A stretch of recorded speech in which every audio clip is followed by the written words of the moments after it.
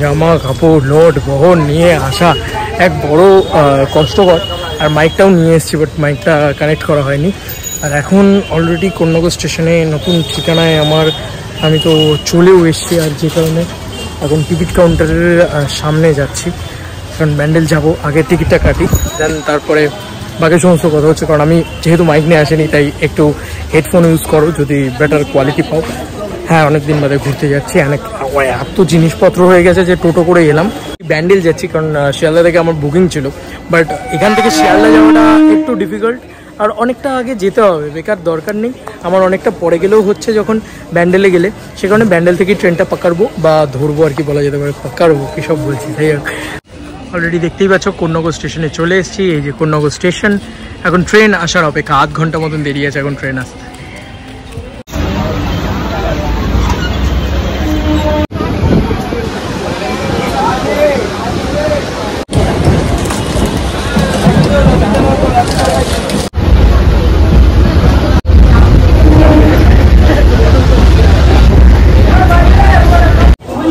Already আমরা ব্যান্ডেল স্টেশনে already চলে এলাম। দেন আমি তোমাদেরকে দেখাই এখন ব্যান্ডেল স্টেশন এসে নেমেছি। 2 নম্বর প্ল্যাটফর্ম, সম্ভবত 5 নম্বর প্ল্যাটফর্মে দেবে ইস্তাদোসটা, দেখা যাক। অলরেডি দেখতেই পাচ্ছ।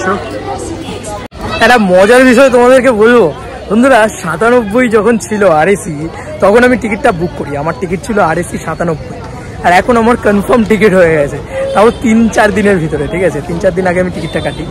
আর এত কম সময়ের ভিতরে 97টা টিকিট আমার এক্সপিরিয়েন্সে এর আগে নেই। সত্যি মানে অবাক হয়ে যাচ্ছে আমি দেখে, 97টা টিকিট নাকি ডাউন, মানে নেমে গেছে, লোকে কাটিনি। মানে মনসুনে কি কেউ পাহাড়ে যেতে চায় না? বন্ধুরা অলরেডি শুনতেই পাচ্ছ অ্যানাউন্সমেন্ট করে দিয়েছে। তো 5 নম্বর প্ল্যাটফর্মেই দিয়েছে, অ্যাকিউরেট কথাবার্তা মেলার বিষয়টা মিলে গিয়েছে। চলো এবার কোচ দেখতে হবে। এখনো অব্দি কোচ নাম্বার দেয়নি। ট্রেন বিফোর টাইম ঢুকছে, মানে বিভৎস ট্রেন। আমি এটা ট্রেনটার খুব প্রশংসা শুনেছিলাম সব জায়গায়, যে একদম ডট টাইমে ঢুকিয়ে দেয়, বিফোর টাইম ঢুকে গেছে বস।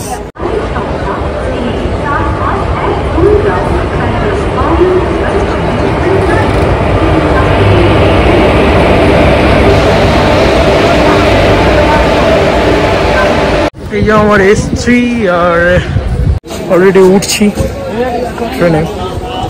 উঠে আমাকে ফোন করতে, দেখি দাদা একটু যাই।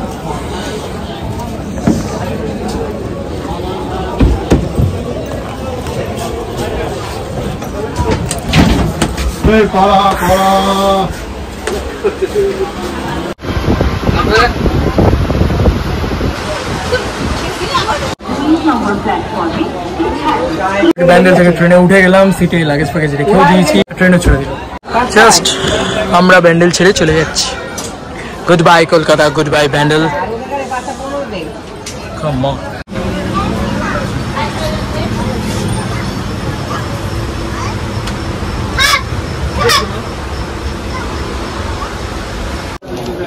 Already Ambika Kalna before time আমরা ঢুকে গিয়েছি। সত্যি মানে ট্রেনটা অ্যামেজিং। অলরেডি নবদ্বীপ ধাম ঢুকেছে, হালকা ট্রেন লেট যাচ্ছে। আমরা এখন দেখতে পাচ্ছি ঘড়িতে মোটামুটি 5টা 19। ট্রেনটা অ্যাকচুয়ালিতে কিন্তু প্রপার টাইমে ঢুকে যায়, মানে একদম 2:10-2:10 ঢুকে।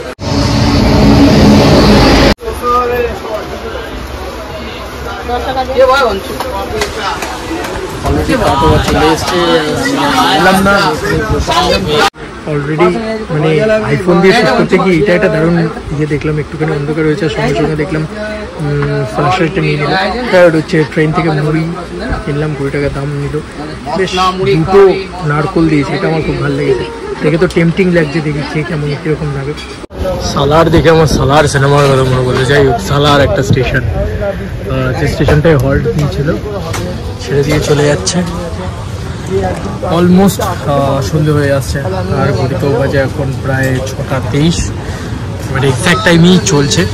এটা ভালো গাড়ি, মানে কেউ ট্রেন না, মানে অন্য কোনো ট্রেনে সিট না পেলে মনে হয় এই গাড়িটাতে কাটে, যেহেতু রাত্রি 2:10 ঢোকে NJP-তে। অ্যাকচুয়ালি গ্যাংটক চলছে না ভালো। বিকেলবেলার দৃশ্যটাই আলাদা সুন্দর লাগছে। একটা দারুণ ট্রেন জার্নি, ইভেন কি দারুণ ট্রেন জার্নি।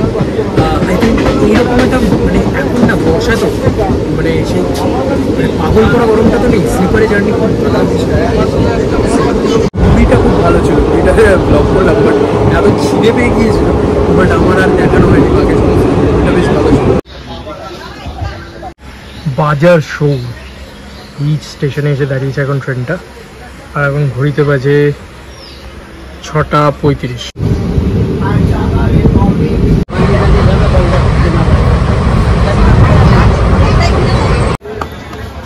আজিমগঞ্জ দেখতেই পাচ্ছ, প্রাণের শহর বলা যেতে পারে। কেন প্রাণের শহর সবাই জানে, কেন প্রাণের শহর, আমরা সবাই যার ফ্যান অরিজিৎ সিং, তার অলরেডি শহর বলা যেতে পারে আজিমগঞ্জ।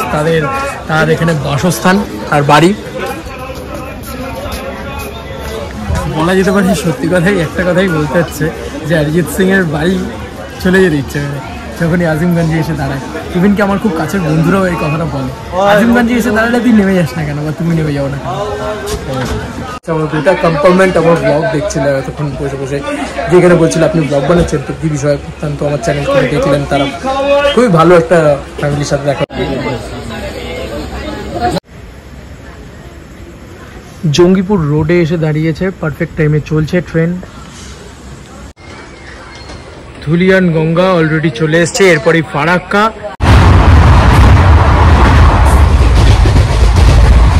ট্রেন এখন এসে দাঁড়িয়েছে অবশেষে মালদা টাউনে, যেখানে অলরেডি অনেকক্ষণ আগে ট্রেন পৌঁছে গিয়েছে, মানে প্রায় 4-5 মিনিট আগে ট্রেন পৌঁছে গিয়েছে।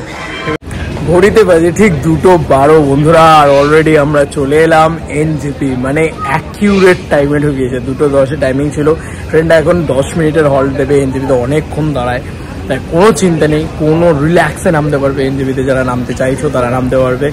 আমি কী করবো আমি সেটাই ভাবছি। আরে অনেকটা টাইম, 2:15 মতন বাজে, আমরা নামতে নামতে একদম প্রপার 2:12 ড্রপ করলো। এই যে এক্সিকিউটিভ লঞ্চ, এখানে তোমরা থাকতেই পারো টাকার বিনিময়।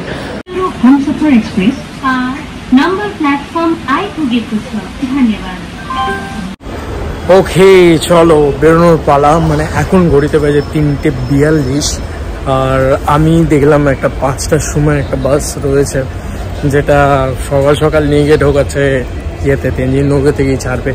তাই সেইটা ধরার উদ্দেশ্যে এখন বেরিয়েছি ইয়েতে, শিলিগুড়িতে যাব, মানে শিলিগুড়ি স্টেশন, সেখানে যাব। কারণ ওখান থেকেই যত ট্রেন বাস যা আছে সব ওখান থেকেই ছাড়ে।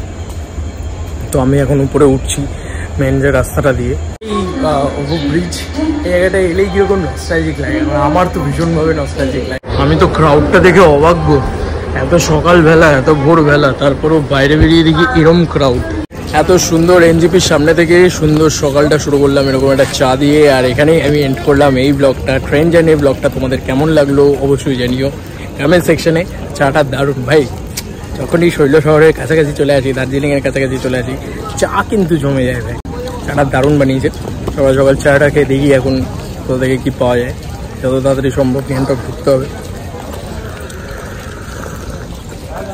দারুণ চা। চলো এই ভিডিওটা এন্ড করলাম, দেখা যাক পরের ভিডিওতে আমরা কী কী দেখাতে পারি। মানে এখান থেকে আমরা যেখানে যাচ্ছি আগে, যে শৈল শহরে যাচ্ছি, সেই শৈল শহরের যাওয়ার জার্নিটাকে তোমাদেরকে দেখাবো পরের ব্লগে।